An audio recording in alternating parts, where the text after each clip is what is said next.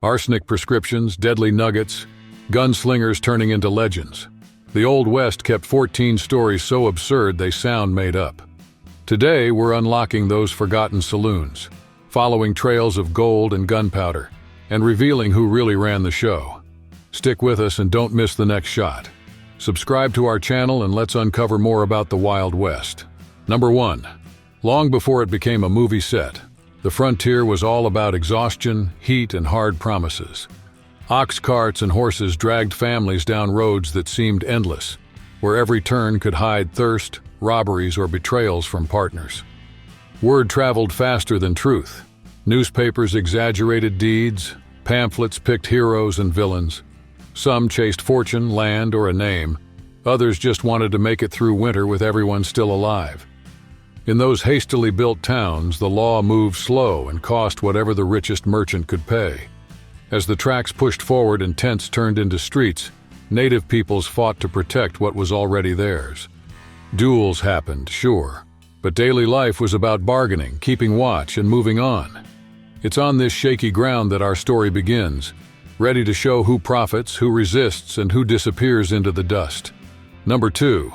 The Wild West that filled people's imaginations didn't come from dusty plains, but from cheap pages that cared more about spectacle than accuracy. There, names like Jesse James, Billy the Kid, Butch Cassidy, the Sundance Kid, Belle Starr, Black Bart, and the Dalton Gang showed up as if they were tragic heroes. The dime novels told stories of blazing trails, perfect duels, and impossible getaways. Real life delivered sloppy plans, nerves, and few gunshots. The failed Northfield attempt in 1876 exposed the weakness of the James Younger Gang. Pat Garrett became famous in 1881 for taking down Billy. The Union Pacific train robbery in 1899 cemented the Wild Bunch's reputation. Belle Starr made her name through theft trials, and the Daltons died trying to rob 2 Coffeyville banks in 1892. In the end, what really stuck was people's taste for seeing rebels go up against banks, trains, and sheriffs. Between police records and headlines, myth beat fact, and the frontier became a non-stop stage for that fantasy. Number 3. On the frontier, the law came after the noise. Traveling judges held court in saloons, pulled jurors from the crowd, and ruled more by the weight of the accused's name than by any code. In Dodge City, Wyatt Earp and Bat Masterson kept the town in their holsters. In Tombstone, the shootout at the OK Corral counted as an official ruling. In Pecos, Roy Bean judged by lamplight and mood. In Fort Smith, Isaac Parker received chained-up thieves, while in Deadwood, miners trusted vigilance committees, descendants of San Francisco's. It was justice on the spot, quick when it suited, messy when challenged, always loud, sharing space with the town's sense of right and wrong. Between dust, distance, and slow telegrams, official authority was just another voice in a place that preferred to settle things on its own. Number 4. The hidden wars of the Old West. Alongside the duels that turned into legends, there was another kind of battle, small and constant. A trickle of water, the shadow of a corral, or the right to cross a ranch was enough to set settlers, militias, and native peoples on a collision course. The Comstock Lode fever brought guns to Nevada. In the Black Hills, gold ran into the Lakotas. In Texas, barbed wire divided neighbors, and the Chisholm Trail filled with ambushes. Pinkerton agents rode the plains with ranchers like John Chisholm and Charles Goodnight, while Geronimo's Apaches, the Comanches, and the Utes saw treaties fall apart. The Lincoln County War launched Billy the Kid, and Johnson County showed the power of the cattle barons. Many mornings started with gunfire and ended with quick deals, and almost none of it made the papers. It stayed with those who lived through it. That's how the frontier changed, quietly. Number 5. Tuberculosis, known as the White Plague, reached the frontier almost unnoticed, carried by train passengers, wagons, and workers chasing luck. With no real cure, treatment turned into a journey. Those with some means headed for the dry air of El Paso, Santa Fe, or Colorado Springs. There, sanatoriums sprang up on hillsides and in canyons, places like Fort Stanton and the National Jewish Hospital, offering strict routines, sunlight, and silence. People tried everything: raw milk, strange tonics, light baths. Doc Holliday and countless others followed the same path, hoping to catch their breath again. Some only gained enough time to write letters, hold on to love, and work a little longer. Others didn't make it that far, and the land learned to measure its days by the clear sky and the cold nights that seemed to never end. Number 6. The railroad dared to cross rivers, mountains, and border posts.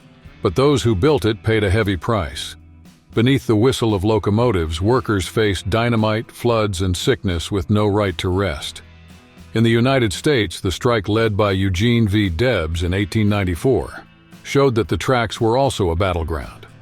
In the Andes, the Trans-Andine Railway connecting Mendoza to Los Andes proved that a border isn't just a line on paper, it's a constant challenge.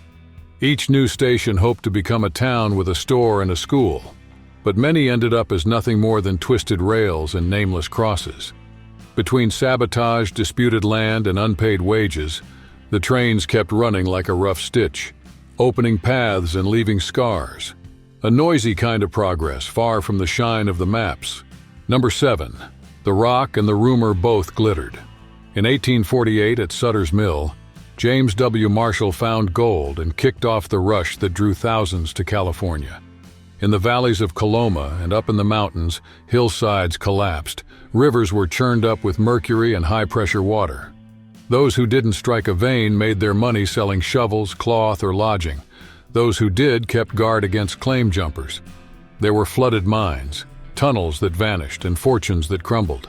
Towns sprang up in days and withered in weeks, leaving wooden shells to the wind. Adventurers came, formerly enslaved people, Chinese, Chileans, all chasing a chance. Gold promised a future, but it burned through the present with scarred land, fragile disputes, and a justice that often came from the holster. In the end, what remained were stories of quick shine and deep marks on those who tried to reach it. Number 8. In the traveling fairs of the 19th century, wagons turned into stages, and the show began with music to draw a crowd. Once the audience was warmed up, the speaker appeared, promising to end pain, calm nerves, and chase away sadness. From the counter came the miracle bottle, touted as a cure for rheumatism, coughs, and fatigue. But most of the time it was just strong alcohol mixed with opium or cocaine. Characters like Clark Stanley, the self-proclaimed snake oil king, and William Avery Rockefeller, dressed up as a doctor, repeated this act from town to town. Whole companies put on these shows, the banjo set the rhythm for sales, and the crowd bought into hope. Many put off seeing a real doctor, and some walked away hooked on the quick relief, not realizing the price would come later. Number 9. Behind the image of a duel at sunset, there was a West built by people almost erased from memory. Without black cowboys, Mexican vaqueros, Chinese laborers, fearless women, and dozens of native nations, the frontier would have gone nowhere. Nat Love left his mark on the herds. Bass Reeves hunted down outlaws as a marshal. Jose Chavez y Chavez conquered the desert. Chinese crews led by contractors like Ah Quin carved railroads through the mountains. Mary Fields carried mail under fire. Biddy Mason built a life in Los Angeles. And nations like the Lakota and Apache, with leaders such as Sitting Bull and Lozon, fought for their land. It's this web of crossed efforts that holds up the myth and shows its cost. Remembering these lives isn't decoration. It's refocusing on those who truly kept the march westward going, giving back a place to those pushed to the margins. Number 10. In the dusty saloon, the piano led the night as cards slid across tables and whiskey loosened tongues. In Dodge City or Tombstone, the clinking of glasses drowned out distant sermons, and every bet could turn into trouble. Wyatt Earp watched the tables. Doc Holliday counted his losses. Calamity Jane crossed the room like someone who knew every danger, and Wild Bill Hickok's name passed around as a password for respect. Outside, one wrong step could mean a duel. In the alleys, opium promised brief rest, just like in San Francisco or Deadwood.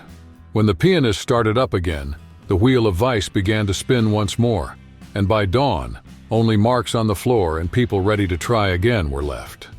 In Buffalo Bill's shows, Annie Oakley's aim reminded everyone that the West was also a spectacle. But the real magnet was still the saloon, where the promise of winning back what was lost pulled everyone in for one more night. Number 11. In the still-forming West, government columns marched through the dust alongside native scouts and rancher-hired guns. Buffalo soldiers guarded routes and wagon trains, while Pinkerton agents protected payrolls and Union Pacific cars. In Dodge City, cattle drivers hired men quick on the trigger. In Tombstone, mine guards surrounded the silver. The names echoed with the sound of spurs: Wyatt Earp, Doc Holliday, Tom Horn. But contracts changed hands, loyalties flipped overnight, and disputes like the one in Johnson County were reminders that peace was fragile. Written on paper, the next locomotive whistle could tear apart.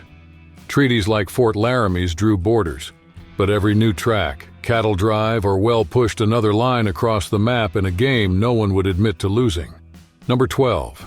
On dry trails and in canvas towns, medicine in the West worked with whatever was on hand. In forts, scalpels were boiled in kettles, laudanum and quinine were rationed, and the rule was to act fast, relieve, amputate, move on. Some nurses followed Clara Barton's example, but many were ordinary women pushed into the role by necessity. Meanwhile, towns like Dodge and Tombstone isolated smallpox patients, and field hospitals dealt with dual wounds. Those who didn't fit in ended up in places like Stockton: drunks, defiant widows, worn-out veterans. There, sadness and poverty became diagnoses, and the reforms pushed by Dorothea Dix moved slowly. In the end, survival was less a medical triumph than a kind of rough luck shared between the patients and the ones trying to keep them alive. Number 13. In the conquest of the West, many feared less the gunfighters than what crawled, buzzed, or hid in the water. While a sheriff wrapped up his day at the saloon, families climbed their porches to the dry, warning sound of rattlesnakes. Travelers checked their boots and blankets to avoid sharing sleep with scorpions. Shallow wells, dug in a hurry, held still water that spread disease. The heat brought swarms of mosquitoes and fevers that swept through wagon trains. Stray dogs roamed the towns carrying rabies. Old trail hands used to say, "Boil your water, keep sick animals away.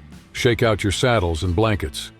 That quiet kind of vigilance kept people going more than the gun on their hip. Because nature attacked in silence, in a buzz, a bite, or a sip. Every stop demanded attention to the ground, the canteens, and the animals, because the desert rewarded those who noticed what couldn't be heard. Number 14. In the Old West, there was hardly any time to be a kid. Long before they could grow a beard, boys were up at dawn riding out, carrying notes between ranches, and helping round up cattle before coming home covered in dust. School was a luxury squeezed between drought and branding season. In dusty little towns, girls tended the fire, patched clothes, and kept the house while the adults made deals. A few names stuck in memory. Henry McCarty, who'd become Billy the Kid, started working at 12. Buffalo Bill claimed he rode for the Pony Express. Annie Oakley picked up a rifle to put food on the table. Others ended up on the orphan trains, dropped off at farms that promised little. Between the cradle and the saddle, there was only one step, and many stories ended at a low cross by the roadside, where the wind erased those who never became legends.